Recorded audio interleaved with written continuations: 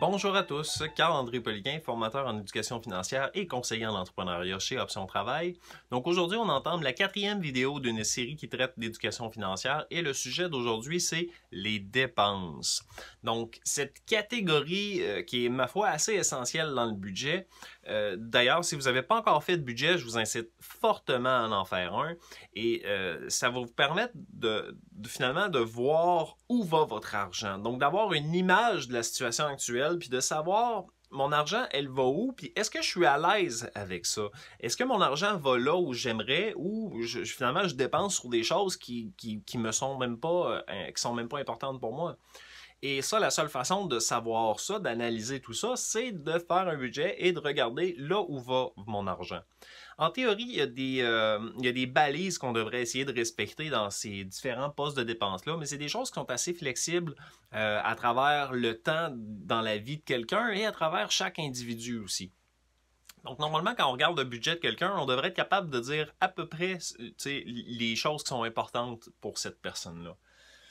Et si on regarde au niveau du logement, on devrait mettre en général entre 25 et 35% de notre revenu dans le logement. Et ça, on ne veut pas mettre plus que ça parce que sinon, on ampulte vraiment notre capacité financière à acheter quoi que ce soit d'autre que juste de payer le logement. Si on dépense moins que ça, ben ça c'est génial, il n'y a pas de problème. D'ailleurs, on est capable d'économiser un peu au niveau du logement, par exemple en louant une chambre ou en ayant un coloc. Donc, il y a différentes choses qu'on peut faire pour économiser sur le prix du logement. Il y a des gens qui vont décider de payer, par exemple, plus cher en logement, mais moins cher en transport, parce qu'ils vont habiter, par exemple, plus proche du centre-ville ou de leur travail. Et à l'inverse, il y a des gens qui vont décider de payer moins cher en logement en habitant plus loin, mais qui vont payer plus cher de transport parce qu'ils vont se déplacer plus souvent et plus longtemps. Donc ça, c'est un choix et c'est un équilibre qu'on doit réussir à atteindre à travers tout ça. Au niveau de l'alimentation, ben c'est un des 3 postes de dépenses les plus importants. Donc, c'est sûr que là-dessus, on a beaucoup de contrôle sur l'alimentation. Il y a plusieurs choses qu'on peut faire pour sauver de l'argent sur l'alimentation. Ne serait-ce qu'un potager à la maison, ou ne serait-ce que d'aller chercher directement chez le producteur vos denrées alimentaires, que ce soit des légumes, des animaux, des œufs. Il y a toutes sortes de choses qu'on est capable d'aller chercher directement à la ferme qui va coûter moins cher que si on va le chercher, par exemple, à l'épicerie. Donc, il y a plusieurs choses qu'on est capable de faire à ce niveau-là. On peut faire des batchs de bouffe avec l'alimentation, puis de se faire des lunchs au lieu d'aller au restaurant. Donc, il y a plein de choses qu'on peut faire au niveau de l'alimentation. C'est un beau poste de dépense dans lequel on a beaucoup de flexibilité.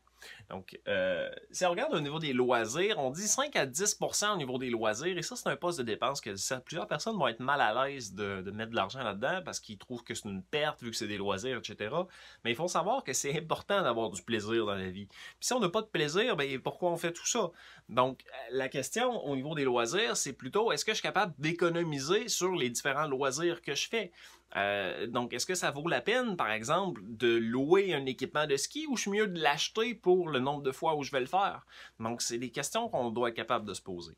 C'est des postes de dépenses aussi qui sont assez flexibles parce qu'on peut considérer une sortie au restaurant avec des amis. On pourrait décider de l'inclure dans les loisirs parce que ça fait partie d'un loisir d'y aller avec, par exemple, avec un groupe d'amis. Ou mon abonnement Netflix, par exemple, pendant le confinement, je pourrais dire, ben, c'est mon seul loisir vu que je sors pas de chez moi. Donc, mon seul loisir, c'est mon abonnement Netflix. Je pourrais l'inscrire dans le loisir plutôt que de le mettre dans les communications avec le téléphone, Internet, télévision, par exemple. Au niveau de l'épargne, on dit 5 à 10% de l'épargne, de notre revenu devrait être en épargne, mais la réalité, c'est 5 à 10%, c'est pas beaucoup. Parce que si on compare avec, par exemple, le 18% de cotisation autorisée au niveau des REER, plus 5 000 de CELI, 5 ou 6 000 de CELI, on se trouve à être largement au-dessus de 5 à 10%. Donc, il y a beaucoup de gens qui mettront même pas 5 à 10% d'épargne, et c'est déjà pas beaucoup. Au niveau de l'éducation, c'est ça, il faut considérer tous les cours, les formations, par exemple des abonnements ou l'allocation de livres à la bibliothèque, ce genre de choses-là. Donc, on peut inclure ça là-dedans. Au niveau de la santé, donc les lunettes, les médicaments, le dentiste, toutes sortes de... Si on a par exemple des prothèses ou des plasters, ce genre de choses-là. Donc c'est des dépenses qui sont quand même, j'ai envie de dire, essentielles, qui sont pas tout le temps régulières. Donc par exemple les lunettes, c'est une fois par plusieurs années. Donc il faut considérer cet amortissement-là à travers le temps.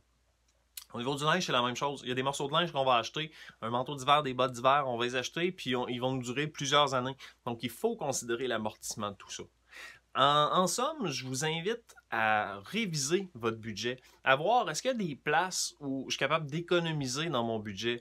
Par exemple, en achetant du linge usagé ou en déménageant plus proche de mon travail ou en prenant des choix au niveau de mon alimentation différents. Mais révisez votre budget, puis faites des choix à travers tout ça par rapport à votre personnalité, par rapport à vos ambitions. Bonne fin de journée!